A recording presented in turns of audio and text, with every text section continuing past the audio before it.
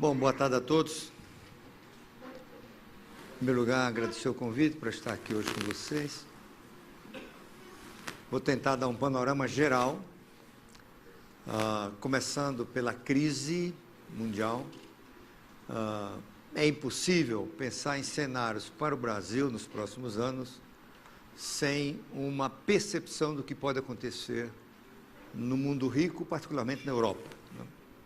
Nós estamos num momento decisivo na Europa, como vocês sabem, e das decisões que vão ser adotadas provavelmente amanhã e no máximo até a próxima semana, vai depender o futuro da Europa, do ponto de vista econômico, do mundo em geral e do Brasil para nós em particular, né?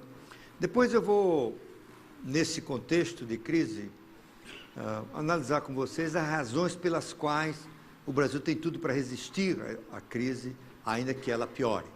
Resistir significa não sucumbir ao colapso de crises anteriores. Depois eu vou passar rapidamente pela conjuntura, como é que eu estou vendo a economia nesse restante de 2011 e 2012, alguns indicadores macroeconômicos, algumas projeções. Também vou passar levemente pelo governo Dilma, analisar o seu governo em 3 cenários e dedicar uma parte maior do tempo a refletir com vocês sobre o futuro. Por que é possível ter uma visão otimista de futuro no Brasil, sem desprezar os enormes desafios que temos pela frente e, eventualmente, alguns contratempos que certamente ocorrem em trajetórias parecidas com a nossa. Começando pela crise, a crise gerou novos riscos, como nós estamos observando. Só para recordar, vocês todos sabem disso, essa crise ela começa em 2007, com os primeiros sinais de insustentabilidade das hipotecas subprime americanas. Depois ela vai ao auge, na queda do banco Lehman Brothers, né, que foi uma quebra monumental, dramática, e que ameaçou levar o mundo inteiro para o colapso, por causa da interconectividade entre o Lehman Brothers e uma parte considerável do sistema financeiro, particularmente através dos derivativos. E, na verdade, essa crise de 2008 é a origem básica da crise de hoje. Essa crise de hoje é apenas um desdobramento, né? Porque, no exercício do dever de evitar o colapso do sistema financeiro, que seria um desastre, uma catástrofe, no mínimo produzindo uma depressão, os governos que aprenderam a conviver com situações desse tipo no passado, particularmente dos anos 30 para cá, tiveram que agir, salvar o seu sistema financeiro do colapso, ampliar gastos para se contrapor à redução do consumo privado e dos investimentos, né? E isso está na raiz dessa crise atual, porque o subproduto desta ação, que foi bem sucedida, a depressão não aconteceu, o colapso do sistema financeiro não aconteceu, mas o subproduto disso foi o endividamento forte, particularmente dos países europeus e dos Estados Unidos, né? E essa crise de hoje tem essa causa, o endividamento excessivo dos países e o risco que isso gera de uma nova crise financeira, na medida em que um calote de um país e a contaminação dos demais por conta desse fenômeno poderá levar o sistema financeiro, especialmente o europeu, a um colapso, né?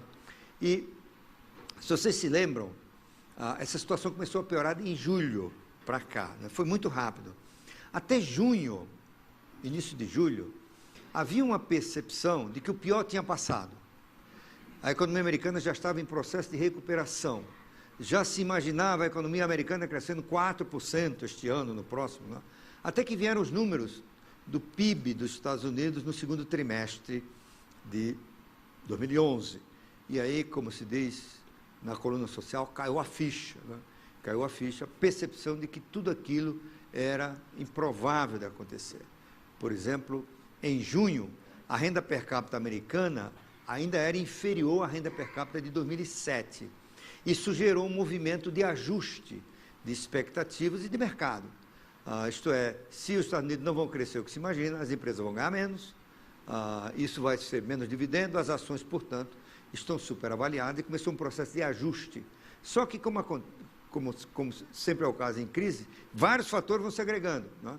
E aí, a piora, além da decepção com o ritmo de recuperação da economia americana, começou a agraçar na Europa a percepção de risco de uma propagação da crise grega, portuguesa e irlandesa, que eram os países mais afetados pela crise europeia, pela crise da dívida soberana, que isso se propagaria para a Espanha e para a Itália, né? Até o momento que fica na Grécia, é preocupante, mas desde que não extravasse, tudo bem, mais ou menos. A Grécia, a dívida grega representa 2,5% da dívida do conjunto, a economia grega representa 2% da União Europeia, então dá para salvar e não tem problema. Na hora que começa a se espalhar, aí complica.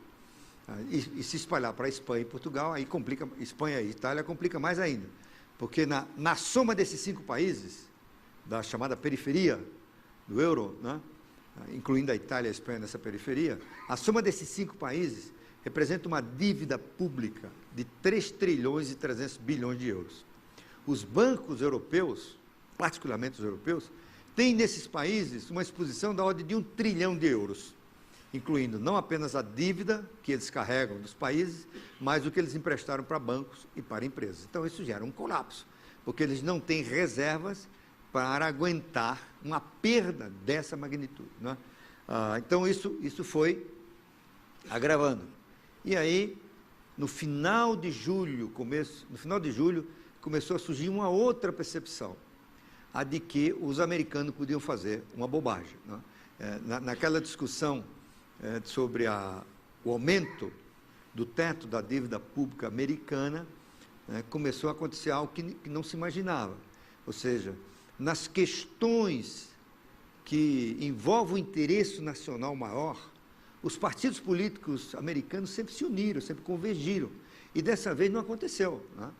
Cada um queria destruir o outro, os republicanos e os democratas. Os republicanos não queriam só corte de gastos, os democratas queriam cobrar impostos, e eles foram num processo que tem uma palavra inglesa para isso, chamada brinkmanship.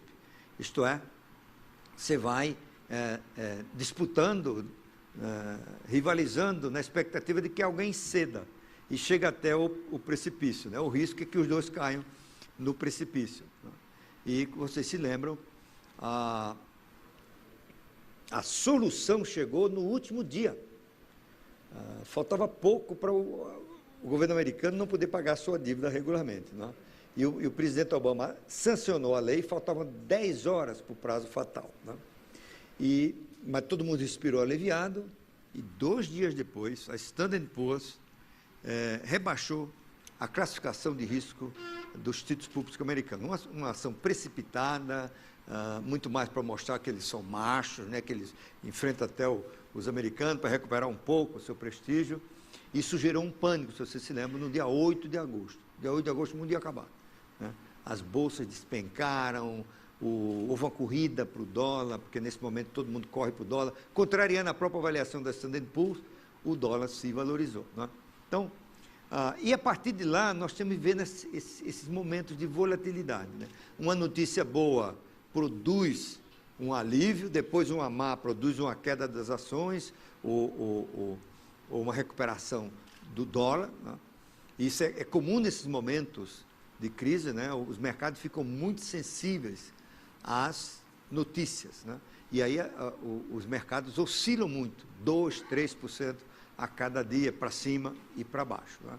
Então, mas eu acho que toda a discussão de hoje já convergiu para uma percepção. Não tem solução para a crise sem resolver a questão grega. Esse é o problema. Porque se a dívida pública desse país aumentou para as proximidades dos 100%, o da grega foi para 160%. E as projeções do FMI são de que a crise grega, a dívida pública grega, pode ir para 180% do PIB no próximo ano. Isso é absolutamente insustentável, né? Não tem como pagar, tem que ter uma solução. Então, você tem 3 cenários para a crise grega. O primeiro, chamamos o status quo, isto é, os gregos se endividaram demais, gastaram demais, consumiram demais, tem uma dívida muito grande, então qual é a saída? Corta gastos, aumenta tributos, e ao longo de um certo tempo, essa dívida se ajusta para padrões sustentáveis. Esse tipo de ação é razoável em determinadas situações, não no caso da Grécia. Porque na Grécia, além disso, a economia perdeu o dinamismo. Então tem um círculo vicioso em que a austeridade leva à recessão exige mais austeridade, isso tudo leva a uma crise social e política que pode ser muito perigosa. Ou seja, em algum momento do tempo, nós estamos vendo os protestos, as passeatas e tudo mais, em algum momento do tempo surge uma proposta salvadora, sobretudo na Grécia, que ainda não é uma democracia tão consolidada quanto as europeias, e aparece um cara que diz assim, eu vou resolver, vota em mim, e eu vou dar um calote em todo mundo. Então, isso aí é um desastre, como a gente sabe, né? Então, eu acho que só há dois cenários possíveis. Portanto, esse primeiro é insustentável, vamos descartá-lo. O outro, são dois outros cenários. Nos dois tem uma solução para a dívida. Uma de maneira desorganizada, outra de maneira ordenada. De maneira desordenada ou desorganizada, é aquela do calote unilateral e seja o que Deus quiser. Nesse caso, é uma catástrofe, porque rapidamente isso contamina Portugal, Espanha, Itália, pânico, né? Isso pode pôr em risco o euro, a moeda única, né? Acontece que esse cenário é tão dantesco, tão catastrófico, que a probabilidade dele ocorrer é muito baixa, a não ser por um acidente, né? Porque o euro, que estaria sob risco nesse cenário, o euro é mais do que uma moeda comum. O euro é parte de um longo projeto de integração europeia que começa logo depois da Segunda Guerra Mundial. Ou seja, os europeus perceberam que tinha que dar um basta nas guerras, seja pelo seu custo econômico, mas sobretudo pelo seu custo em vidas humanas, né? Como é que faz para acabar essa carnificina, evitar que se repita pela terceira vez, né? E a resposta foi integração. Porque até a Segunda Guerra Mundial, havia um pensamento em muitos líderes, ou era a coisa dominante, de que um país só se tornava um império, só se tornava rico, se ele dominasse um território muito vasto, né? E as guerras tinham a ver realmente com conquistas. Seja as conquistas coloniais, seja as conquistas por guerra. Vocês se lembram, Hitler, um dos lemas do Hitler era o chamado espaço vital, ou seja, o futuro da Alemanha dependeria da expansão territorial até a União Soviética, de conquistar Moscou e conquistar a oeste a França e mais acima a Inglaterra, né? Então, a resposta é a integração. Porque no dia que todos tiverem um destino comum de integração, cessa o motivo da guerra, o motivo básico da guerra. Isso que aconteceu, né? Isso é um projeto de um imenso sucesso. Vocês todos conhecem essa trajetória, não vou aqui mencionar, da Comunidade do Carvão e do Aço, a União Europeia, Tratado de Roma e tudo mais, né? Isso é um projeto mais bem sucedido da história da Europa. A Europa está há 66 anos sem guerra. É o maior período da ausência de guerra entre seus grandes países, provavelmente em um milênio, né? Não vão jogar isso fora. Porque se voltar ao euro, não tem mais como. Você pode dizer assim, olha, tem erros, eu acho que tem, o euro não estava maduro ainda para acontecer, precisaria de uma união fiscal, precisaria de estabelecer uma regulação supranacional do sistema financeiro, não dava para incluir a Grécia estava muito menos capacitada a integrar o euro, mas já aconteceu. Agora não tem mais jeito, é aguentar e dar sustentação ao projeto, né? Tem um custo, mas é preciso. Porque, como se diz, você faz do porco, você faz a salsicha, né? Mas da salsicha não faz mais o porco, então não tem mais como retroceder nesse negócio. Então, o mais provável, portanto, é um calote ordenado. O calote ordenado é um processo de coordenação na União Europeia, Banco Central Europeu, a Comissão Europeia, o Fundo Monetário Internacional, bancos, em que se dá um desconto, discute-se hoje, entre 40% e 60% da dívida grega, né? Já tem um desconto implícito de 21%, num acordo de julho, e agora iria a 60%. Né? Tem muita gente falando em 60%. Mesmo com 60% de perdão de dívida na Grécia, uma vez que ele vai abranger só o setor privado, não abrange as dívidas do FMI, nem do Banco Central Europeu, a dívida pública grega ainda ficaria representando 110% do PIB. Né? Eu acho que isso é o cenário mais provável, porque se amanhã disser assim, não teve acordo, senta no chão e chora, porque vai ser uma crise muito séria. Né? Então, não é, portanto, o cenário mais provável. Portanto, tudo indica que vai ter uma saída para a Grécia amanhã ou, no máximo, até a próxima semana. Já está maduro para isso. Né? Ninguém mais discute qual é a solução. Perdão. Agora se discute como fazer. Né? Como fazer, sei lá, o Banco Central Europeu pode comprar papel da Grécia, essa é uma disputa entre franceses e alemães, o Fundo Europeu de Estabilidade aumenta, ele pode garantir dívidas, enfim, essas discussões técnicas que estão em jogo, mas a decisão política, a meu ver, está tomada. Né? Pode ser que a discussão técnica gere um impasses e a decisão política se adie, mas não acho que é o cenário mais provável. Para o Brasil, os riscos de tudo isso, primeiro, vai ter uma recessão? Provavelmente não. Mas vai ter baixo crescimento? Provavelmente sim. Quer dizer, a Europa leva vários anos de crescimento muito baixo. Onde a gente vai ver mais crescimento é na Alemanha, que fez o dever de casa e se beneficiou com o euro, os países nórdicos que não entraram na onda das inovações financeiras, talvez a Holanda, né? Um pouquinho do Reino Unido, mas, no modo geral, sobretudo o sul da Europa, vai levar tempo para se recuperar. Eles vão viver uma década perdida, provavelmente. Qual é o impacto disso no Brasil? Tem impacto sim, mas não como a dimensão do passado, porque a Europa representa menos para o Brasil do que representava em termos de comércio exterior. A Europa representava 30% do comércio exterior brasileiro, hoje um pouco menos de 20%. Né? Mesmo os Estados Unidos, que tudo indica não vai ter uma década perdida, pode começar a se recuperar já em 2012 e 2013, os Estados Unidos também já não são tão importantes para as exportações do Brasil. Eram 25% do total, agora 8%, 9%, 10% do total. Quem é importante para nós é a China. Portanto, restam para valer dois grandes riscos. O primeiro, se houver a crise financeira, ou seja, se der o cenário do calote desordenado. Aí, como eu falei aqui, trava o crédito, as commodities despencam, né, o PIB se contrai, é uma coisa complicada. Ou uma desaceleração na China. A China representa hoje 17% de nossas exportações. Do quase nada há 10, 15 anos atrás, a China é hoje o terceiro maior importador de commodities do Brasil, como a gente sabe. Né? Tem vários cenários que têm sido discutidos para a China, um deles mais pessimista, que é do Nouriel Roubini, o doutor Catástrofe. Ele acha que a China vai despencar o seu crescimento daqui a 2 anos.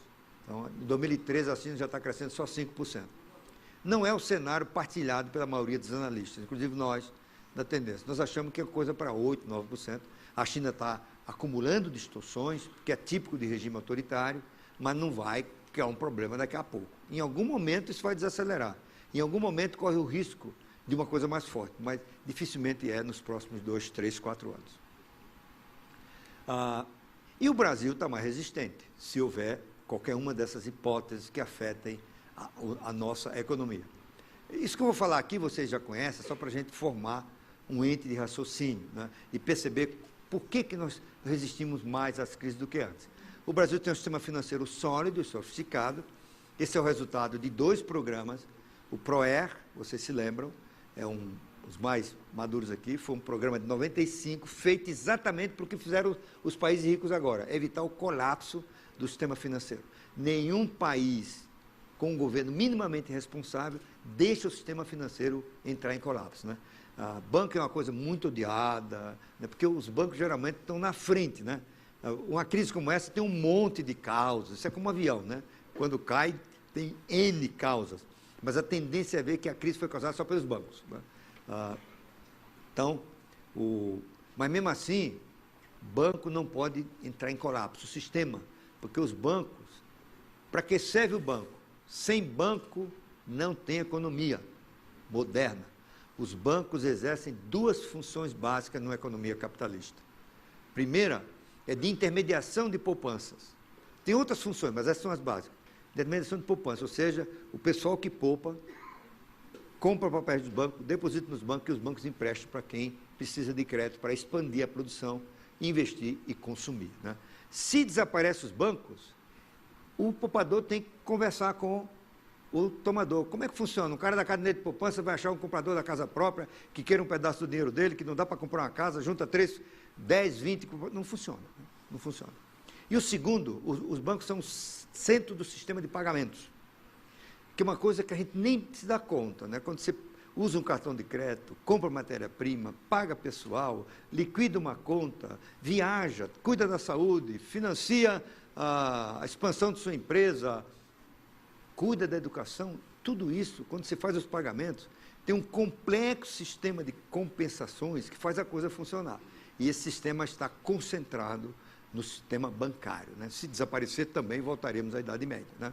E o PROE é um programa muito bem sucedido e de baixo custo relativo. O PROE custou 1% do PIB na reta final, né? O custo para os países ricos de trabalhos semelhantes já está em 20% do PIB. O segundo foi o PROES, que é o primo lá do PROE, mas especificamente para bancos estaduais. Os bancos estaduais, vocês se lembram, eram uma grande fonte de instabilidade financeira no Brasil. Todos eles, no governo de Fernando Henrique, foram privatizados, extintos ou transformados em agência de fomento. Restaram só dois, que são o Banco do Estado do Rio Grande do Sul e o Banco Regional de Brasília. Então, se eliminou uma fonte de instabilidade, né? E há estabilidade macroeconômica. Não existe sistema financeiro rígido, sadio, sem estabilidade macroeconômica, né? Que tem 3 componentes. Também vocês sabem disso, o chamado tripé. Câmbio flutuante, Banco Central autônomo, apesar de hoje a gente acha que não é tão autônomo assim, a Dilma, pelo menos as aparências, dizem que a Dilma está mandando no Banco Central, que ela já tem uma meta para a taxa de juros, isso é perigosíssimo, não vai funcionar, mas é o que as aparências estão mostrando, né? Mas em algum momento o Banco Central vai se tornar autônomo, porque vocês vão ver daqui a pouco, porque a sociedade brasileira mudou, e isso tem a ver com a rejeição de todos à inflação, mas eu comento daqui a pouco. Eu acho que em algum momento, se a inflação começar a sair do controle, o Banco Central vai agir, porque estarão em jogo não só preservar a reputação da instituição e de seus diretores, como evitar a chaga da inflação, né? Então, já tem muita gente achando, olha, se a gente tiver 7% de inflação não tem problema, tem, né? Aliás, eu preparei o meu artigo desse fim de semana na Veja, não sei que eu sou colunista da Veja, eu escrevo um artigo a cada 15 dias, eu escrevi o de amanhã não, de sábado, vai ser sobre inflação. A Veja me deu 2 páginas para escrever sobre inflação. Eu vou contar histórias e males da inflação. E eu fiz o seguinte, eu pedi lá ao meu pessoal na tendência, me calcula a inflação nos últimos 50 anos da Alemanha e do Brasil, porque são as 2 sociedades mais díspares, né? Os alemães intolerantes à inflação e o Brasil que achava que a inflação tinha um papel no desenvolvimento. Pois bem, nesses 50 anos, a inflação alemã acumulada foi de 309%, nos 50 anos, que dá uma média de 2,8% ao ano. Sabe quanto foi do Brasil?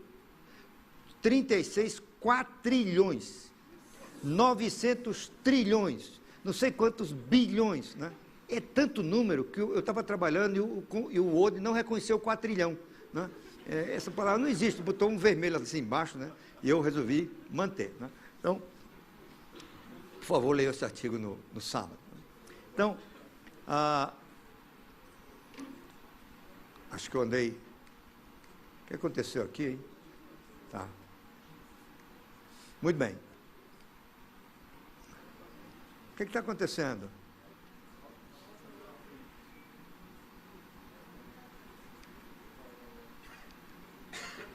Aconteceu alguma coisa aqui. Bom.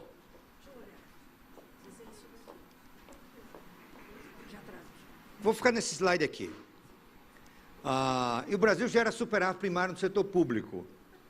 Um país gera superávit primário no setor público quando sua arrecadação de tributos é suficiente para pagar todas as despesas, as chamadas despesas primárias, e mais um pedaço da conta de juros. Ou seja, o país se endivida para pagar a outra parte. Quando isso acontece, o país adquire a capacidade de controlar a relação entre a dívida pública e o PIB, que é o principal indicador de solvência do setor público. Os países que fazem isso conseguem estabilizar essa relação ou diminuí-la. No caso brasileiro, diminuiu. Essa dívida era perto de 60% do PIB e agora vai chegar a 39%, 38%. O conceito não é o mesmo, né? Na dívida bruta está em torno de 60%, mas longe da situação europeia.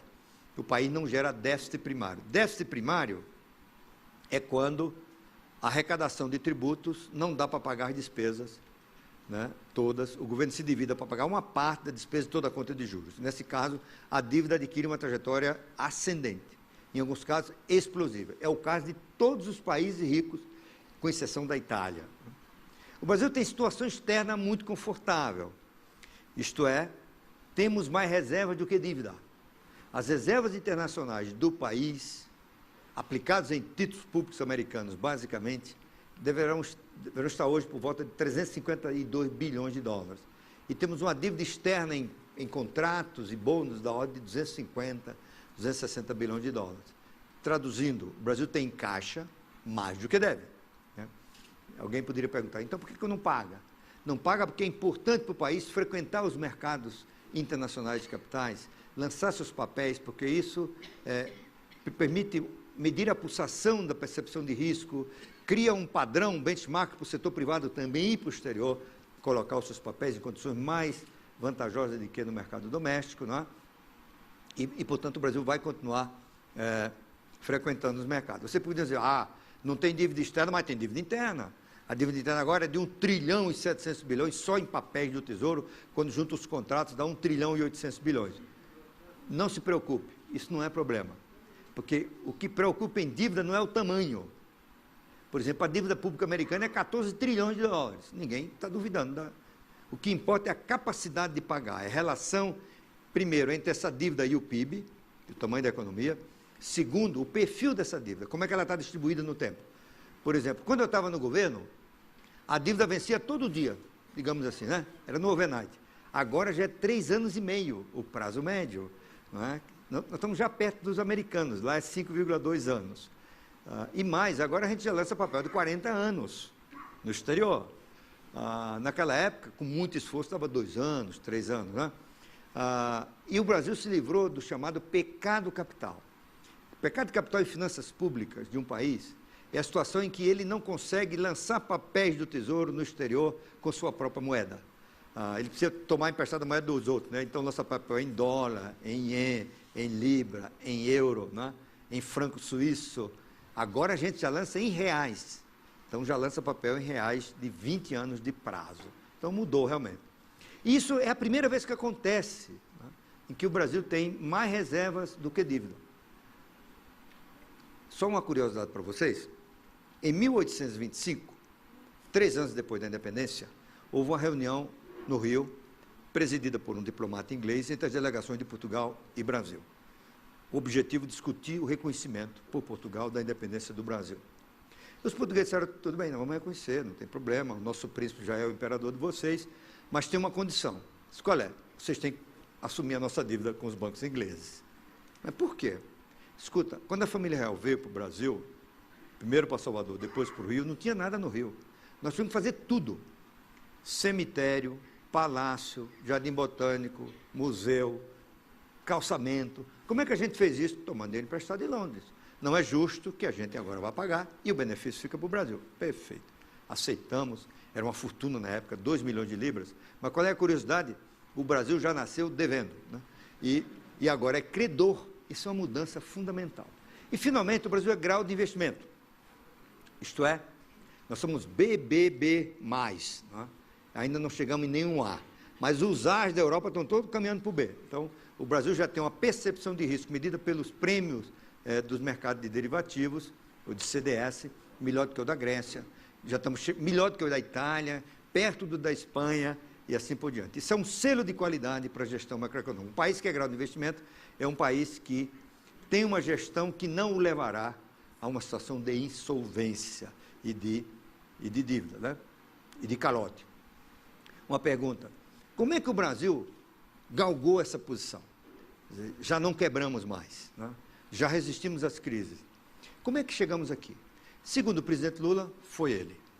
Nada antes aconteceu, senão com o presidente Lula, né? Na verdade, não é bem assim, né?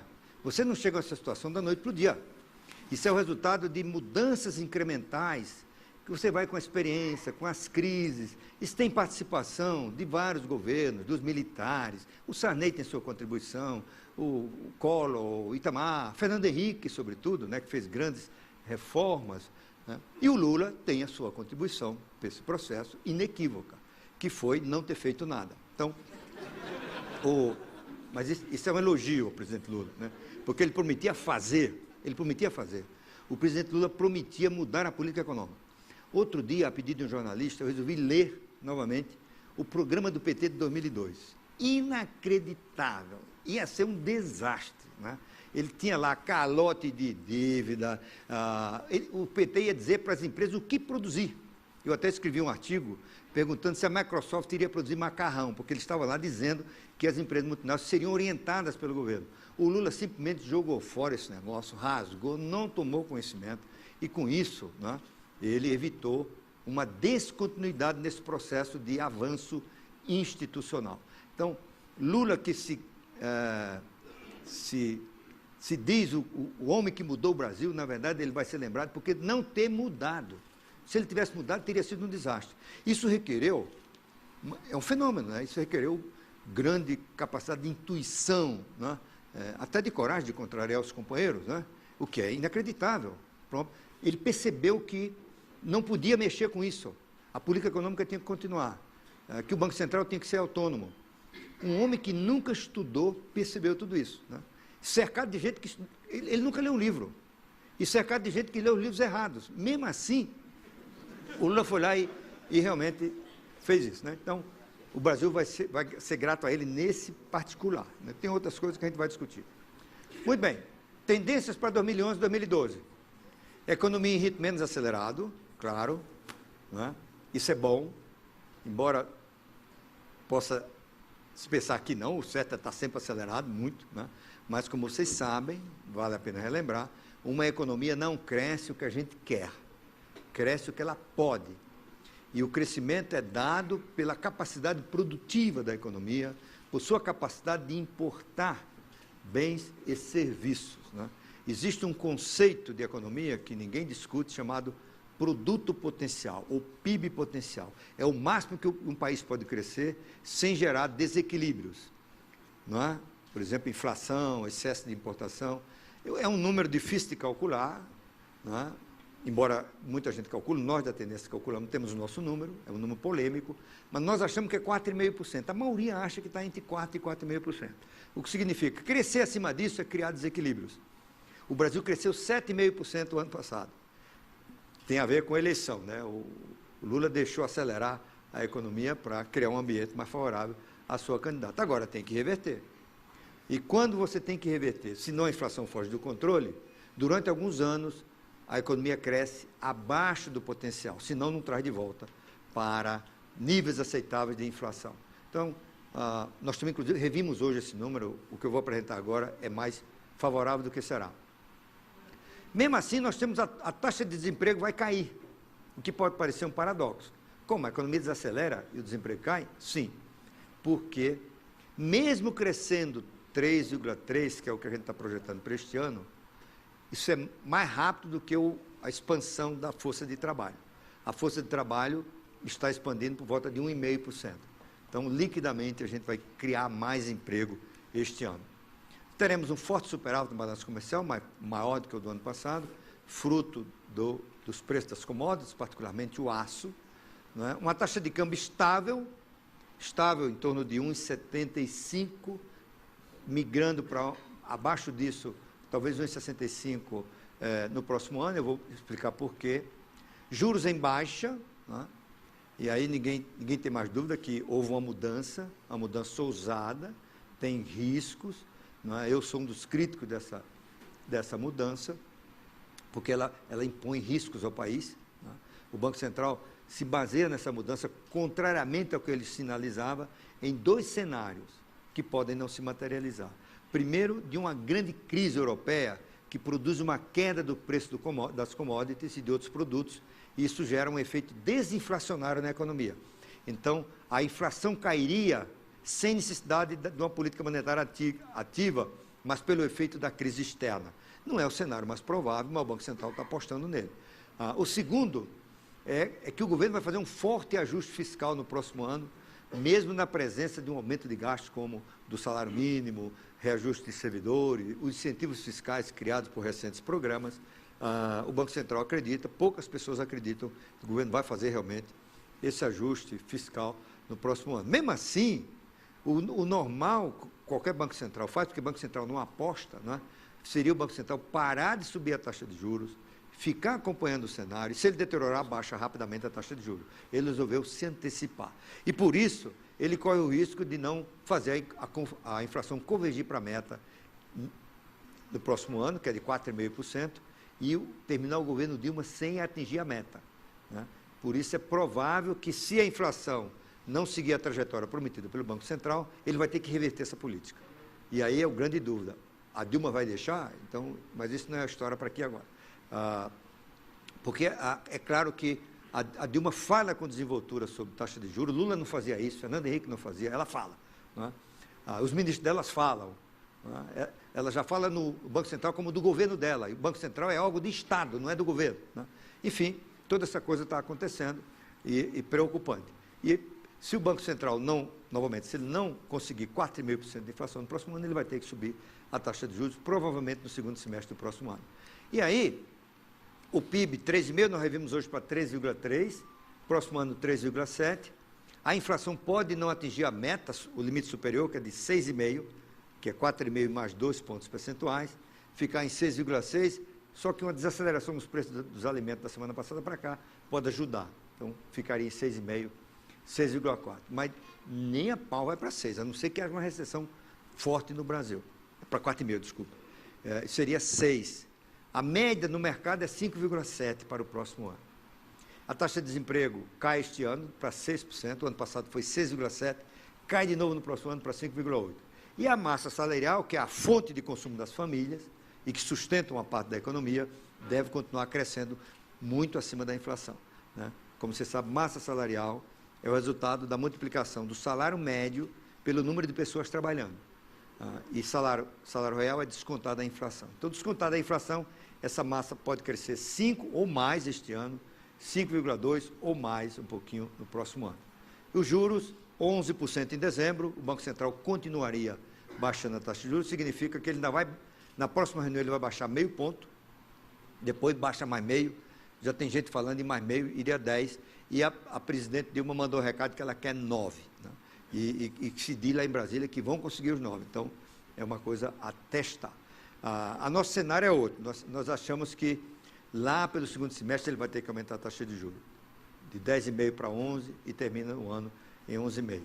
O câmbio está aí, 1,75 este ano, hoje estava 1,74, 1,76 no mercado quando eu estava vindo para cá, e pode ir para 1,65 se o governo não intervier brutalmente no mercado de câmbio. Por que o câmbio tende a valorizar novamente? Não é boa notícia para muitos de vocês aqui, mas é uma realidade.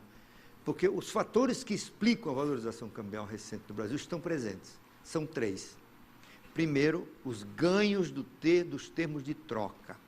Isto é, o valor de nossas exportações é maior do que o que a gente paga pelas importações, em termos de preço. E isso gera um ganho para o país. Por exemplo, os termos de troca explicam entre meio ponto e 1 ponto percentual de crescimento do PIB nos últimos anos. Segundo, e quem ganha em termos de troca valoriza o câmbio, porque entra mais dinheiro, né? Segundo, o investimento estrangeiro. Hoje o Banco Central anunciou que no mês de setembro entraram mais de 6 bilhões de dólares de investimento estrangeiro. Não existe uma multinacional hoje no mundo que não esteja pensando em ampliar seus negócios no Brasil ou vir para cá, porque não tem mercado expandindo na Europa, nos Estados Unidos vai demorar. Então, o negócio é investir em mercados emergentes como o Brasil, né? Se você anualizar, estaremos falando em mais de 70 bilhões de dólares de investimento estrangeiro. Nossa projeção é de 60 bilhões de dólares este ano e no próximo. Em terceiro lugar, investimento de portfólio, isto é, investimentos de investidores institucionais, mesmo de pessoas físicas, no mercado financeiro brasileiro, em renda fixa e renda variável, né? Então, são 3 forças que vão continuar pressionando o câmbio para baixo. E, no meio disso tudo, provavelmente uma melhora da percepção de risco do Brasil, que também contribui para a valorização. E a balança comercial, 28 bilhões, o ano passado foi 20, e isso é fruto, sobretudo, do preço mais alto das commodities, né? Governo Dilma. Primeiro, a visão geral do governo Dilma. Ela tem dificuldade de governar. Porque ela é uma pessoa bem intencionada, ela quer o melhor para o país, mas para estar naquele lugar tem que ter algo mais, né? Assim, de liderança política, capacidade de articulação, capacidade de engolir sapo, de gerenciar crises, né? Não é tão simples quanto se pensa, né? Alguém falou assim, o Brasil agora vai melhor porque temos uma gestora lá. Não, o Brasil não precisa de gestora ou gestor na presidência da República. O Brasil precisa de líder. Gestores são os ministros, os presidentes de autarquia, os assessores, não o presidente, né? Então, o Obama não é um gestor, ele é um líder político. Ele não entende de indústria, agricultura, serviço, etc., né? Então, mas ela tem diferenças que até aliviaram, né? Então, ela já não aparece, ela não aparece de manhã, de tarde, de noite na TV. Né, que o Lula aparecia fazendo aquele discurso dele de manhã, de tarde, de noite, suadésimo, né? Então, isso já é um grande alívio, né? Você não tem o Lula de manhã, de tarde, de noite na TV, agora a presidenta é mais discreta, ela vai nos lugares onde ela é mais preciso, né? E assim por diante. Mas, dificilmente ela vai fazer um governo de transformações, um governo de reforma de que o Brasil precisa, tributária, trabalhista, previdenciária, política. Nada disso vai acontecer. Não, ou deve acontecer, não estou vaticinando isso aqui, mas é pouco provável, porque isso requer uma capacidade de mobilização que ela não tem. São empreendimentos muito complexos. A reforma tributária, por exemplo, implica pôr na mesa 27 governadores, porque o caos tributário do Brasil está concentrado no ICMS, né? E os governadores não querem ceder, nem no seu mundo particular, se cada um de nós se puser na cadeira do Cabral, do Alckmin, você vai pensar do mesmo jeito, ou seja, eu quero gerenciar o tributo do Estado, né? Isso não acontece em canto nenhum do mundo, só no Brasil, isso é uma jabuticaba. Você tem o principal tributo de consumo gerenciado pelos Estados. No mundo inteiro, isso é um tributo nacional, né? Na Alemanha, na Nova Zelândia, em todas as federações. Então, não vai acontecer. Trabalhista, muito menos, né? Se o Lula não fez, não é a Dilma que vai fazer. Previdenciária, menos ainda. Então, que colegas vão pensar numa coisa, por exemplo, a reforma tributária que eles apresentaram aí, não pode ter nome de reforma tributária, é uma reforma das alíquotas interestaduais do ICMS. O ICMS continua a mesma bagunça, né? É uma medida para lidar com a guerra fiscal e não com a monstruosidade do sistema tributário brasileiro, né? Mas ela pode melhorar muito o ambiente se ela promover investimentos em infraestrutura para melhorar a operação da logística. Todo mundo aqui sabe, vocês mais do que eu, o grau de deterioração da infraestrutura no Brasil, né, de rodovias, ferrovias, portos, aeroportos, né, e tem tudo para fazer uma revolução nessa área, porque tem dinheiro sobrando, capacidade empresarial, apetite, precisa de gestão e se livrar de preconceitos ideológicos, né? Então, privatização em larga escala. Isso não vai acontecer, né? Vocês viram que falar em privatização do aeroporto, as corporações já se uniram, greve Viracopos, Galeão não, Brasília, Guarulhos e assim por diante, né? Então, eu acho que é um bom passo esse de privatização dos aeroportos, mas não é o que seria necessário. Mesmo assim, o Brasil vai crescer. Cresce uma coisa medíocre para padrões chineses, né? A gente cresce 3% a 4%, porque tem uma certa inércia de investimentos que vão sendo feitos, dos investimentos da Copa do Mundo, das Olimpíadas, né? Temos o bônus demográfico que está nos ajudando, vai nos ajudar por 20 anos, isto é, por 20 anos, a força de trabalho do Brasil tende a se expandir, né? E tem algum avanço na educação. Ainda não é uma educação de qualidade, mas está melhorando, né? O Brasil o número de anos de trabalho, de estudo, melhor dizendo, do brasileiro já é maior do que de alguns anos atrás, né? Eram 5 anos, agora está chegando a 8 anos, já estamos chegando perto do Paraguai, mas estamos avançando, né? Então, é isso mesmo, o Brasil tem um dos mais baixos de anos de estudo da América Latina. Muito bem. Cenários e probabilidades. Nós trabalhamos na tendência com 3 cenários para o Brasil no governo Dilma. O primeiro vamos chamar de simples continuidade, que é o mais provável, 75% de chance de acontecer. Simples continuidade é que ela é uma repetição do governo Lula. Isto é, não tem grandes avanços, também não tem nenhum retrocesso. Vai levando, né? Vai levando e termina e pronto. E mesmo assim, como eles contam com uma oposição, como é que eu chamaria? Desarticulada, né? Pode até continuar no governo. Tem um cenário otimista, sempre tem um cenário otimista, que tudo dá certo, ela se revela uma grande líder, mobiliza as forças políticas, faz todas as reformas, o Brasil amplia o seu potencial de crescimento. É um cenário em que tudo dá certo, 5% de chance de acontecer. Nesse cenário, o Brasil ganha a Copa de 2014. Então, e 50 medalhas nas Olimpíadas. Então, o cenário pessimista é o cenário de retrocesso da economia, isto é, a inflação começa a subir, o Banco Central reage para evitar que fuja do controle e trazer a inflação para a meta, a presidente demite o presidente do Banco Central, põe lá um cara que baixa ainda mais a taxa de juros e aí dá uma crise de confiança, vão pagar um preço alto. Também não é o cenário mais provável, embora seja superior a 20%. Né? Então, o mais provável, meu menos, é aquele básico. Nesse cenário pessimista, quem ganha a Copa do Mundo é a Argentina, não é o Brasil. E aqui no Maracanã, imagina. Né? Então, agora vamos para a parte de futuro.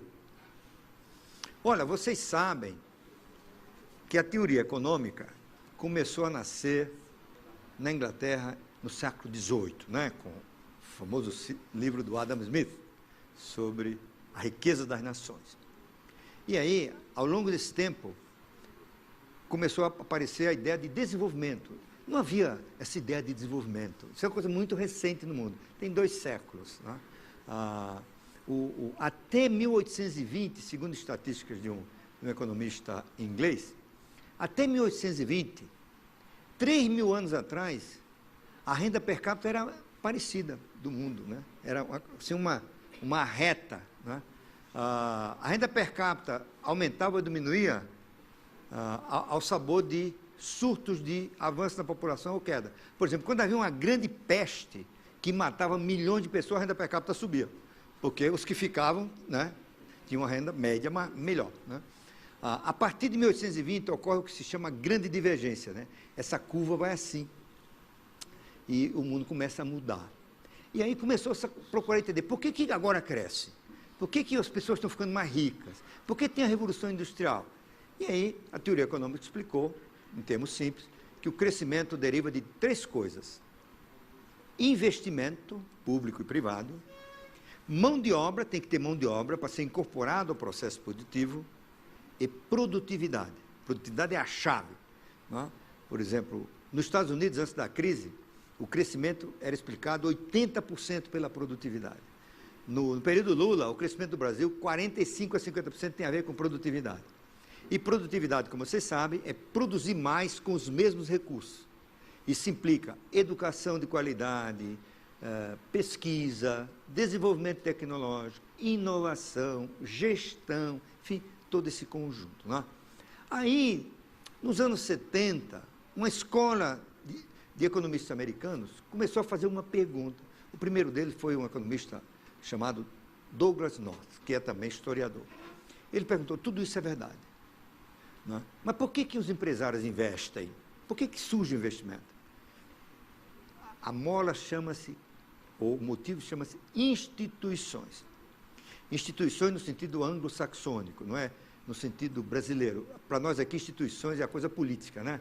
O Congresso, o Judiciário, a lei eleitoral. Instituições é um conceito mais amplo, inclui a imprensa, as organizações formais e informais, o setor privado, o setor público. Né? E o Douglas North, que foi o primeiro americano, o primeiro economista a ganhar um prêmio Nobel por força de estudo das instituições, em 93, a definição dele é o seguinte: instituições são a regra do jogo. As regras formais e informais que criam um ambiente para as pessoas se engajarem em negócios, assumirem riscos, investirem, inovarem. As instituições são fundamentais. Não é?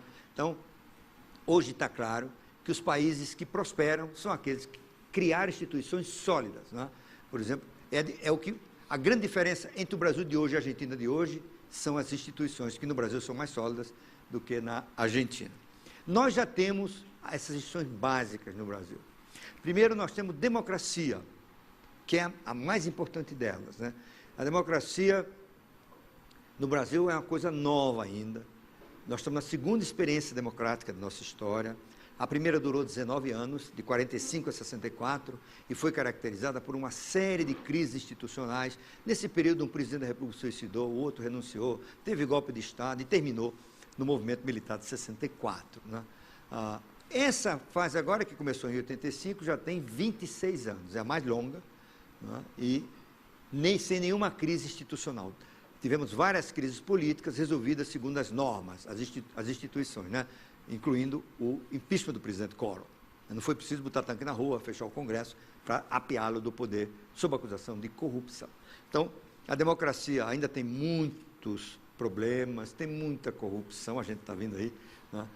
Tem muita fragmentação partidária, mas é democracia como valor da sociedade, né? Você não encontrará nenhum brasileiro hoje com saudade do autoritarismo. A gente quer a radicalização da democracia, porque a democracia é o básico, não é, de uma sociedade próspera, é ela e justa, é ela que cria o ambiente para a disseminação das ideias, para o debate, para a dissensão, né, para, enfim, gerar consensos, para avançar. O Brasil tem judiciário independente, também com grandes problemas, leva anos para resolver uma causa, tem corrupção, tem corporativismo, mas é independente. Vocês viram, semana passada, o Judiciário, o Supremo Tribunal Federal, decidiu que o governo errou no IPI dos automóveis. E o que é que disse o governo? Tudo bem. Decisão do Judiciário não se discute. Diferentemente na China, juiz ouse na China, né, ser contra o governo. O Brasil tem um Banco Central autônomo, novamente. Ele e vai se formar autônomo em algum momento, porque a autonomia do Banco Central, em qualquer país do mundo, não cai do nada. Não é fazer uma lei.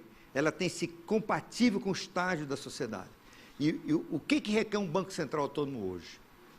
A intolerância do brasileiro com a inflação. Nós não aceitamos mais inflação. O Brasil tem imprensa livre e independente. Esse talvez seja o ponto de maior conquista do Brasil depois da democracia, ou é parte dela, né? Se vocês olharem, raciocinarem, todos os grandes escândalos políticos do Brasil, particularmente os mais recentes, foram cursados pela imprensa, ou por investigação dos jornalistas, ou por denúncias. Porque quando você tem grupos muito heterogêneos disputando o poder, em algum momento dá um chamado fogo amigo, né? Um começa a denunciar o outro. Mas quem denuncia tem que incorporar, sem perceber, duas condições. Primeira, o sigilo da fonte. Ele está convicto que vai fazer aquela denúncia e ninguém vai dizer que foi ele. Segundo, se o jornal, a revista, qualquer veículo da mídia, acreditar na história, avançar, vai publicar, porque a imprensa é independente.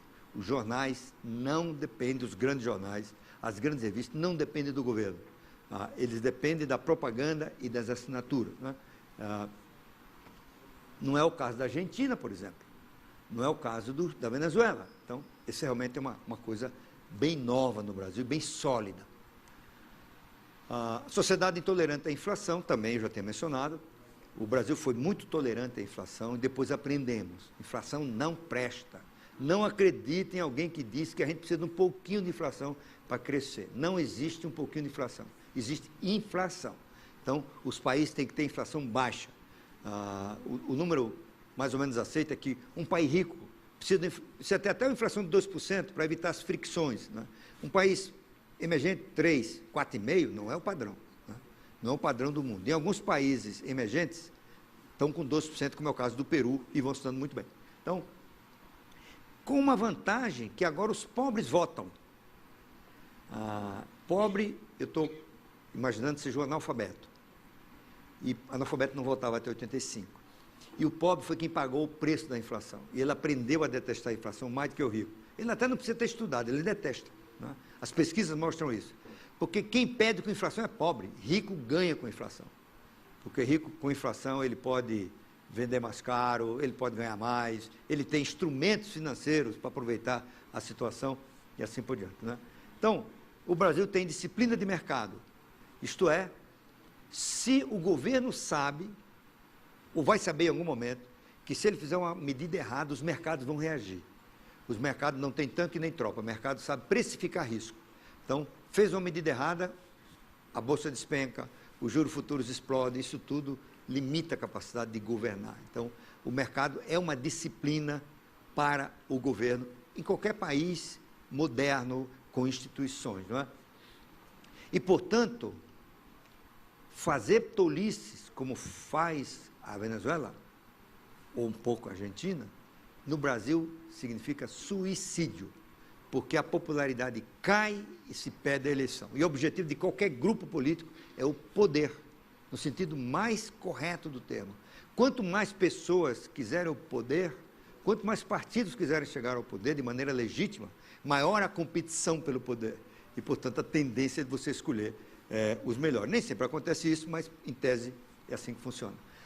Nessa situação, o país é previsível. Não é? Hoje você pode dizer, eu falei aqui, olha, a inflação vai ser tanto daqui a um ano. Pode ser, não sei precisamente, vai ser por ali. A capacidade de previsão é muito alta no Brasil. Isso é importante para você fazer planejamento estratégico, para olhar o futuro, né? Um país previsível. E nessa circunstância geral, né, nós criamos as condições de detectar e corrigir os erros.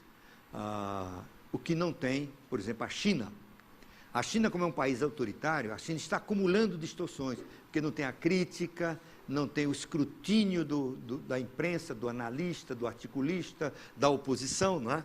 Nós detectamos e corrigimos erro, que é uma condição típica de sociedades avançadas. O Brasil já está chegando nisso aí, ainda não é tanto quanto os países anglo-saxônicos, nem mesmo os latinos da Europa, mas já chegamos lá num patamar que é muito mais alto do que a gente já teve no passado, né? E aí isso criou uma nova realidade, em que o Brasil se distancia do populismo latino-americano. A América Latina foi caracterizada durante anos por uma região de altos e baixos, né? E homogênea, nunca foi homogênea, mas pensava assim. Ia todo mundo para o populismo, dava errado, ia todo mundo para a ditadura, dava errado, ia todo mundo para o populismo, dava errado, aí daqui a pouco vinha a democracia, dava errado. Então, são ciclos que viveram os países da América Latina. Hoje, nós temos duas Américas Latinas. Uma caracterizada pelos países que evoluíram institucionalmente, como o Brasil.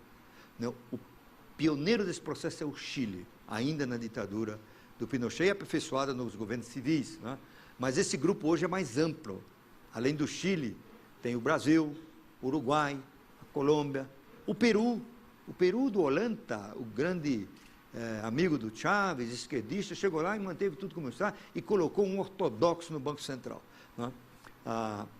Na América Central, a Costa Rica, Panamá, El Salvador, né? Lá no norte, o México. Tem uns países pequenos que a gente, vamos dizer, está meio aí sem definição. E tem a velha América Latina, ainda sobrevive, caudilhesca, desastrosa, imprevisível, irresponsável, né? E tem um líder dessa nova América Latina, bolivariano, você sabe quem é, né? Que é o Chávez, da Venezuela, o bufão venezuelano, né? Vai ser um desastre, ninguém sabe quando, mas vai ser, né? Só que ele tem uns seguidores, né? A Bolívia, Equador, Nicarágua, e tem a Argentina. Tem algum argentino aqui, não? Não, né? Não vou falar mal da Argentina, vou contar a realidade. Então, a Argentina, ela oscila entre esses dois mundos. E, ultimamente, ela está mais próxima da velha do que da nova América Latina. A Argentina é um enigma. Eu acabo de ler um livro sobre a Argentina, escrito por 5 intelectuais, um belíssimo livro, que analisa a trajetória da Argentina, social, econômica, política, no segundo século de sua independência, de 1910 a 2010. E é impressionante, né? Porque a Argentina é um país riquíssimo, homogêneo, educado. A Argentina já tinha classe média majoritária no princípio do século XX. A Argentina era o 5º país mais rico do mundo e a 7ª renda per capita do mundo no primeira década do século passado. A Argentina já tinha metrô em 1908, né? E é o único caso de país que evoluiu no século XX em termos de renda per capita, né? comparativamente com os outros, né? Então, realmente é um enigma. Por isso que tem um economista americano, Paul Samuelson, que já morreu há 2 anos, também prêmio Nobel da Economia, ele um dia foi fazer uma palestra sobre desenvolvimento. E ele começou com o primeiro slide. Existem 4 categorias de países: os desenvolvidos, os em desenvolvimento, o Japão e a Argentina. Aí, professor, por que o Japão e a Argentina são categorias isoladas? Meu filho, porque é difícil explicar porque o Japão deu certo. Longe, pequeno, montanhoso, tem terremoto, tsunami, uma língua difícil de entender. E o japonês deu certo, né? Realmente um país bem sucedido. E a Argentina? Meu filho, porque é difícil explicar, porque não dá certo, né? Então, parece que enterraram uma caveira de burro peronista ali, que eles não conseguem desenterrar. Enfim, o que importa para nós do Brasil é que nessa nova realidade a gente não volta mais àquela inflação do passado, que eu vivi no governo. Eu saí do governo, tinha inflação de 80% ao mês. E o governo não podia fazer nada, né? Porque isso era o produto de anos de distorção que foram adicionalmente distorcidas com os esforços para enfrentar o problema, né? O Brasil provavelmente está construindo uma ordem política virtuosa. Isso eu estou baseado no livro recente do Francis Fukuyama. Fukuyama, provavelmente vocês já ouviram falar dele, ele escreveu um livro polêmico chamado O Fim da História. E agora ele escreveu uma obra monumental. Em português seria o título As Origens da Ordem Política, em que ele analisou a ordem política desde a antiguidade, desde os chineses, passando pelo Império Romano, pelo Império Russo, pelo Império Espanhol, pelo Império Otomano, né? pelos mongóis, pelo Império Português, né? E pela ascensão da Europa a partir do século XV e XVI, né? Então, ele chega à conclusão, que é uma senhora sacada, é o seguinte: os países que ficaram prósperos e continuaram prósperos, porque muitos ficaram prósperos e declinaram, são aqueles que reuniram 3 condições: Estado forte, Estado de Direito e accountability, né? Isso é uma característica que esteve presente pela primeira vez na Inglaterra em 1688, com a Revolução Gloriosa. A segunda foi a Dinamarca e depois se espalhou por toda a Europa Ocidental e para as colônias anglo-saxônicas do Novo Mundo. Então, praticamente todas, né? Porque teve algumas que não deram certo. O Estado forte não é no sentido que lhe dá o PT. Estado forte não é ter empresa estatal, controlar tudo, controlar preço, controlar capitais, mandar no Banco Central. Isso não é Estado forte. Estado forte é um Estado forte do ponto de vista da sociedade, dos indivíduos, das instituições. É um Estado com capacidade de estabelecer regras que são cumpridas, estabelecer regras de forma democrática, de estabelecer regulação de mercados onde há monopólios e oligopólios, de defender o cidadão da violência, de prover educação de qualidade no ensino fundamental, de prover pesos e medidas uniformes para que a economia não tenha problemas de funcionamento e, sobretudo, nesse conjunto, fornecer uma moeda estável. Isso é Estado forte, né? O Estado com capacidade de impor regras civilizatórias que permitem o ambiente para o desenvolvimento econômico, social e político.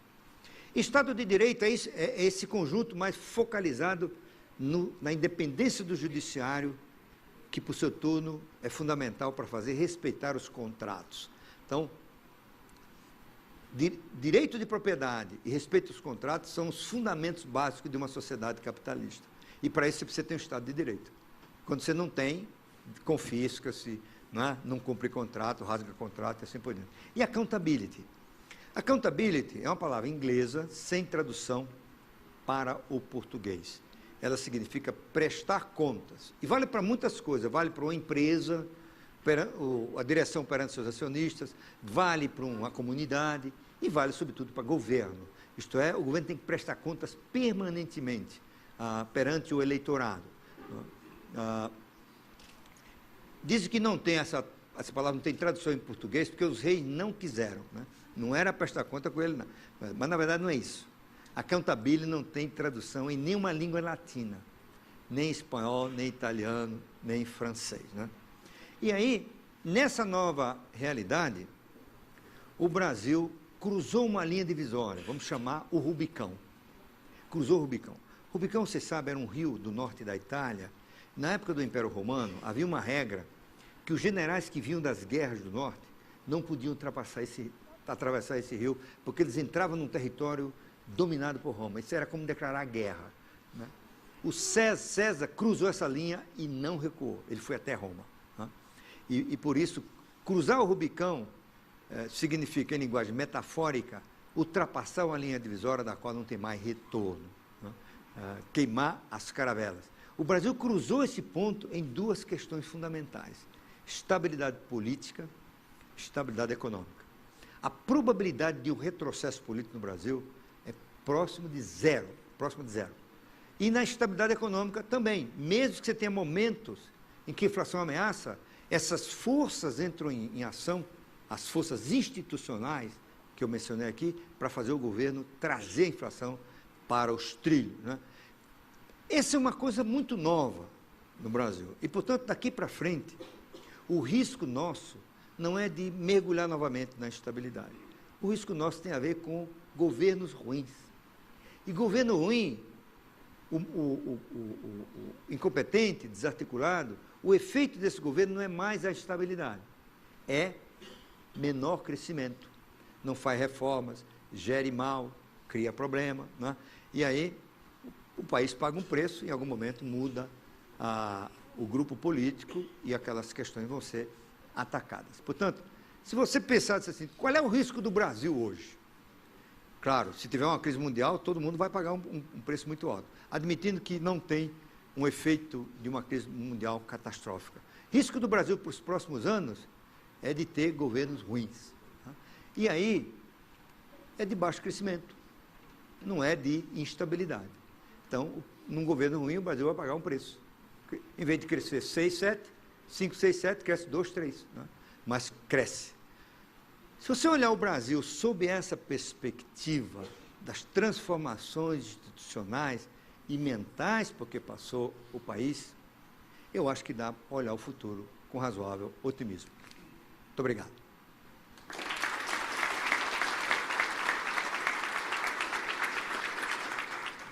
Eu queria perguntar, a gente ouve muito falar do pré-sal. Tô aqui. Oi, Adriana, do IPT. Sim, a gente ouve muito falar do pré-sal, que isso vai impactar bastante no crescimento do Brasil. Queria que você comentasse sobre isso. E também isso, que com a crise da China, que as importações vão ficar muito baratas e isso vai acabar afetando muito nossa indústria. Olha, cada uma pergunta dessa merece uma palestra. Primeiro, o pré-sal é uma dádiva, não é? Da natureza. É uma riqueza que apareceu, fruto do trabalho da Petrobras, não é? Que é bom para o Brasil. Mas impõe riscos também. Você tem vários exemplos no mundo de países que se deram muito bem com a descoberta do petróleo, outros que se deram muito mal. Existe, inclusive, uma literatura sobre isso, que foi desenvolvida, o pioneiro disso é um professor de economia americana chamado Jeffrey Sachs. Escreveu um artigo clássico que chama-se A Maldição do Petróleo. Ele mostra que em países de instituições fracas ou de governos incompetentes, a riqueza do petróleo ela é usada para enriquecer grupos e desperdiçar os recursos. Então, o caso da Nigéria, por exemplo, é um país que continua pobre, provavelmente pior até, com poluição, concentração urbana, do que antes. A Venezuela, que não consegue se acertar e desperdiça o seu petróleo, né? No caso do Brasil, dificilmente nós vamos ter essa maldição do petróleo, porque o Brasil já tem instituições. O meu receio é que a gente vai usar mal, não tão bem quanto a gente usava, né? Eu acho que o governo cometeu um erro brutal, o governo Lula, que foi mudar as regras de exploração do petróleo. Então, essa coisa de ter a Petrobras como exploradora única, de obrigar a compra de bens produzidos no Brasil, qualquer que seja o seu valor, o índice mínimo de nacionalização, claro que isso beneficia algumas indústrias, mas vai dar problema, né, de ineficiência, devia ser uma coisa mais aberta. Provavelmente vamos desperdiçar muito esse dinheiro, porque porque o apetite dos estados e municípios por dinheiro é insaciável. E aí você vê o que aconteceu, todo mundo querendo todo o dinheiro para eles. Você põe no lugar do prefeito, ele também gostaria, né? Eu fui um dia desse a Teresina, estava todo mundo exultante, tinha aprovado a emenda aí para o Pinheiro, eles estavam calculando que iam receber 1 bilhão e 200 milhões de reais por ano daqui a 10 anos, mas estava todo mundo feliz lá. Então, isso tudo vai gerar um desperdício. Quando isso estava sendo discutido, muitas pessoas escreveram contra, eu escrevi também, não adiantou, né? O ministro das Minas e Energia falou, não, nós estamos trazendo o modelo norueguês, ele falava, que é uma empresa estatal, que é a Statoil norueguesa, e eu me fiz a pergunta, mas não estão trazendo os noruegueses, são os mesmos caras que vão aqui cuidar dessa empresa, vão ser indicados por partido político e tudo mais, que é o que está acontecendo, né? Então, em resumo, nós não vamos fazer o uso, infelizmente, do petróleo, dessa riqueza, como fizeram os noruegueses. A Noruega é o país mais bem-sucedido na exploração da riqueza do petróleo, porque eles fizeram uma coisa difícil de fazer, que é estabelecer como regra, como padrão, que a riqueza do petróleo pertence a várias gerações, não à atual. E, portanto, essa riqueza tem que ser guardada para o futuro. A geração atual, ela aufere os rendimentos dessa receita. Então, toda a receita de petróleo da Noruega vai para um fundo que já é maior do que o PIB e que financia o desenvolvimento norueguês e vai para gasto público apenas o rendimento desse fundo, né? Claro que a gente não vai ser como a Venezuela, o Hugo Chávez está destruindo a PDVSA, vai dar com os burros na água, mas eu acho que a gente exploraria melhor essa riqueza se o país não tivesse mudado a regra que permitia uma competição maior no mercado e uma participação maior da empresa privada. Sobre a China, competição da China, isso é uma coisa complicadíssima para todo mundo, né? Porque não apenas para o Brasil, mas para os Estados Unidos, para a Europa, né? O chinês tem uma capacidade de competição muito forte. Primeiro porque ele está numa fase que o Brasil já viveu, os Estados Unidos já viveram, que é a fase de migração campo-cidade. Nessa fase de migração campo-cidade, os ganhos de produtividade são gigantescos, porque as pessoas saem do campo, né, para trabalhar em ambientes mais organizados, de gestão mais apurada. Então, a produtividade desse indivíduo aumenta muito. Num país onde não tem sindicato, né, ou está começando a ser, mas não tem ainda. Então, os salários são baixos, a produtividade é alta. Então, a competitividade é gigantesca, né? Sem contar que o governo manipula o câmbio. Então, e tem uma escala também brutal. Por exemplo, todos os iPhones do mundo são produzidos na China, embora 40% da receita, o resultado vá para os Estados Unidos, que é a parte de design, tecnologia, etc., que é da Apple, né? Aí uma parte de peças mais sofisticada que vai para o Japão e para a Alemanha. Então, como fazer para competir com os chineses? Essa é uma questão muito difícil de responder. Tem a coisa fácil, fecha o país. Fecha, eles não entram. Mas também, fechar, a gente já sabe que também não é bom, né? Faz uma coisa artificial no câmbio, põe o câmbio para R$3, que muita gente quer ir. Isso pode gerar inflação, né? E gerar uma acomodação da indústria, como aconteceu no passado. Mas, para valer, a solução para isso é aumentar a eficiência da indústria brasileira, eliminar os gargalos que diminuem a competitividade da indústria. Porque a indústria brasileira, vocês sabem disso melhor do que eu, mas eu ando o Brasil falando, conversando, sou de conselho de empresa, a indústria brasileira é muito competitiva, como se da porteira para dentro. Ela usa a melhor tecnologia, os melhores recursos humanos, os melhores métodos, grande parte virou empresa aberta, se submete ao escrutínio dos mercados, avaliação dos analistas, né? O problema da empresa privada brasileira é da porteira para fora. A estrada é ruim, o sistema tributário é horrível, a legislação trabalhista é antiquada, né? Então, a rigor, a solução é atacar essas questões, né?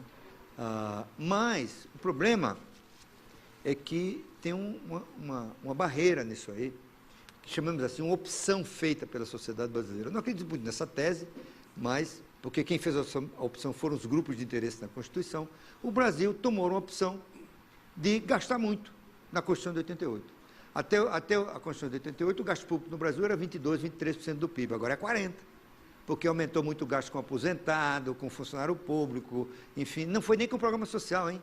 O Bolsa Família, que nasceu no governo Fernando Henrique, chamado Bolsa Escola, depois o Lula ampliou e consolidou, o Bolsa Família custa 0,5% do PIB. Esse ano vai ser 0,3% só, não é caro. E tem uma eficácia social gigantesca.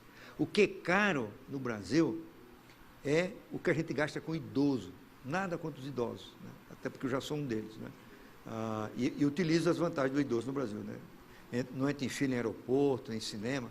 Mas, olha, eu estava conversando antes aqui, o Brasil gasta o triplo do que viria gastar com aposentadorias. A gente está vendo aí 50, 60 bilhões de reais de déficit. Só na aposentadoria do INSS, mais 60 bilhões com o servidor público. É uma baba de dinheiro que a gente gasta, que a gente tem que pagar. Não é?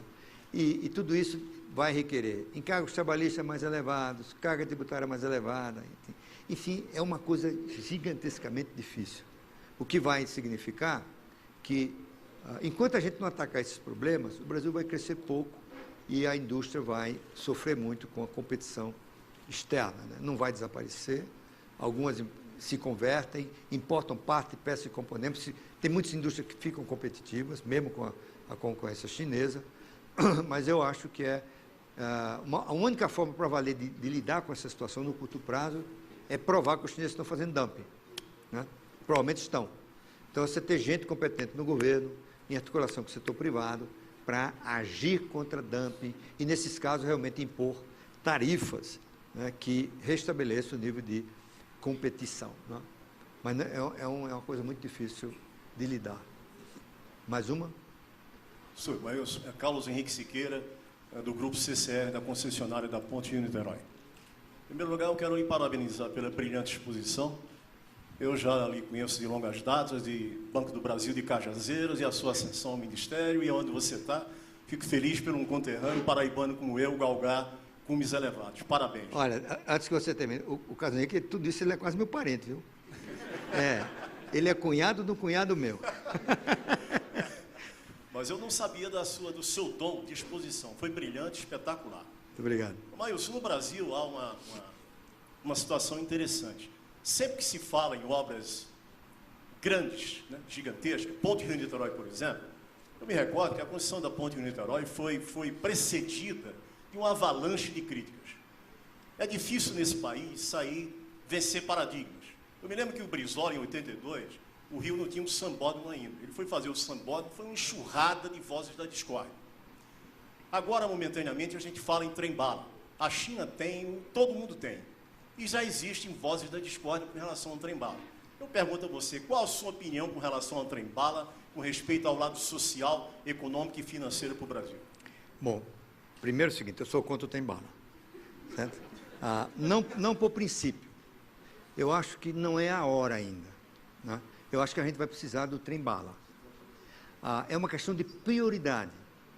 Será que o Brasil precisa gastar 50 bilhões de reais numa ligação Rio-São Paulo, quando você poderia, com esse mesmo dinheiro, melhorar gigantescamente as estradas? Né? Por que não fazemos um trem de menor velocidade, que custa um terço do preço, mas em vez de andar 600 km por hora, anda 200. Mesmo assim, não é ruim. Né? Por que você tem que ter um trem-bala de São Paulo para Campinas? Eu acho que é uma questão de prioridade, Carlos Henrique. Não sou contra a ideia em si. Né? Mesmo porque na China eles estão fazendo por fazer. E uma das grandes críticas à China é que eles fizeram tantos investimentos que não são rentáveis. Então, trem-bala que não tem passageiro, estádio que não tem espectador e por aí afora. Né? Cidades que não têm habitantes. Mas o que eu vejo aqui no governo é uma história, é quase uma obsessão. O governo quer fazer por uma questão de honra. E aí vai perder muito da racionalidade. Eu conversei outro dia com um especialista da UFRJ, você deve conhecer, o professor Fleury. Né? O Fleury tem argumentos mortais contra o trem-bala. Tem um estudioso do Senado, o Marcos, bom, não esqueci do sobrenome dele. Ele tem um estudo mostrando, comparando, né, o Brasil com outros países, e é arrasador. Né? Quanto o Brasil podia fazer em saneamento básico, quanto o saneamento básico representa para salvamento de vidas, para melhoria da qualidade de vida, da saúde das crianças e assim por diante. Né? E aí, essa obsessão, eu escrevi um artigo na Veja sobre isso. Chamei O Trem-Bala do Rio Kwai. Né? O mais antigo aqui, assisti esse filme A Ponte do Rio Kwai, se lembra? Que tem um oficial inglês que se torna prisioneiro dos japoneses na Tailândia. Dizem que foi real essa história. E ele é encarregado de fazer uma ponte, e ele assume que vai fazer aquela ponte. Mesmo que ela fosse contra os aliados, virou uma obsessão. Né? O negócio dele era fazer a ponte, mostrar que ele sabia coordenar um projeto de uma ponte melhor do que os japoneses. E foi descoberto, e os aliados decidiram bombardear a ponte. E se a gente se lembra, ele procura evitar o bombardeio, né, e morre nesse seu projeto. Eu comparei isso com esse projeto, o governo quer fazer de qualquer jeito. Né? Não importa o custo. Então, a minha crítica é quanto à oportunidade e a sua prioridade em relação a outros investimentos de que o Brasil precisa no campo de infraestrutura e mesmo no campo social. Agora o nosso tempo acabou. Eu gostaria de agradecer imensamente a palestra do senhor Maílson da Nóbrega. Muito obrigada. Muito obrigado.